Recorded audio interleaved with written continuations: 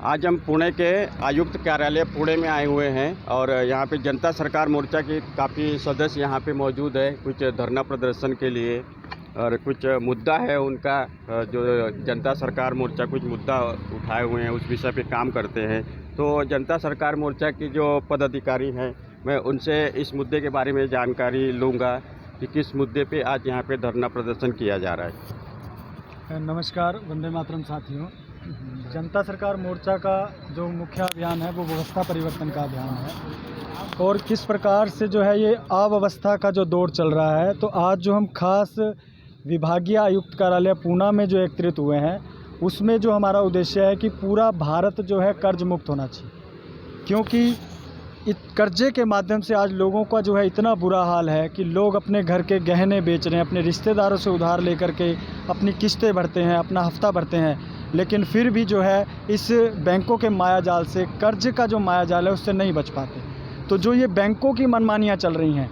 किसी भी प्रकार के, वो बिना नियमों को ध्यान में रखते हुए, सभी नियमों का उल्लंघन करते हुए किस किस तरह के चार्जेस लगा देते हैं, कैसे कैसे लोगों का हमने ये देखा है कि बहुत सारे लोगों को तो ये लोग क्या करते हैं कि 20 अगर हफ्ते मान लीजिए उसके पेंडिंग है और वो कुछ हफ्ते किस्त नहीं भर पाते तो सीधा 40 हफ्ते का जुर्माना लगाते हैं कि अब आपको 40 भरने पड़ेंगे। फिर बीच में कोरोना का जो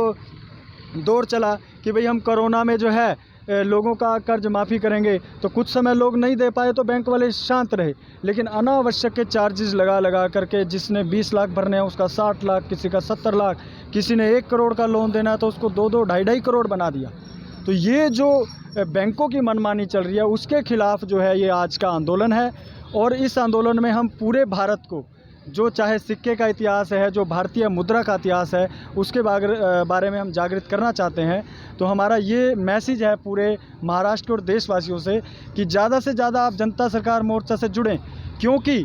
अभी क्या हो रहा है कि बड़ी बड़ी कंपनियों के हज़ारों करोड़ रुपए माफ़ कर दिए जाते हैं और एक गरीब आदमी, एक साधारण आदमी जब अपना घर बनाने के लिए लोन लेता है, अपने व्यापार के लिए लोन लेता है और एक षड्यंत्र के तहत उसके काम धंधे को बंद कर दिया जाता है तो वो इतनी बुरी स्थिति में आता है तो उसकी माफ़ी कोई नहीं, कोई सरकार नहीं सुनती, कोई अधिकारी नहीं सुनते। सब बैंकों की मनमानी के साथ मिलजुल करके ऊपर से नीचे तक सब लोग बीच में मिल करके लोगों को लूट रहे हैं। तो इस लूट के खिलाफ जो है ये आंदोलन है। आगे देखा जाए तो काफ़ी लोग बैंकों के मायाजाल से काफ़ी लोग आत्महत्या कर चुके हैं, तो ये आंदोलन जो है आपका कहाँ तक चलेगा? जो आम जनता को काफ़ी तकलीफ़ है बैंकों के ज़रिए, तो उसका समाधान कैसे निकाला जाएगा? हम जो है हाई कोर्ट और सुप्रीम कोर्ट का जो हमारा माध्यम बनाना चाह रहे हैं कि वहाँ जा कर के ये जो है लड़ाई लड़ें, क्योंकि DRT कोर्ट बनाया गया है, DART बनाया गया है, इसमें सिर्फ बैंकों की बात सुनी जाती है और लोगों को और ज़्यादा इस चंगुल में फंसा लेते हैं। मैं पीछे पढ़ रहा था कि 14,657 के लगभग किसानों ने आत्महत्या की है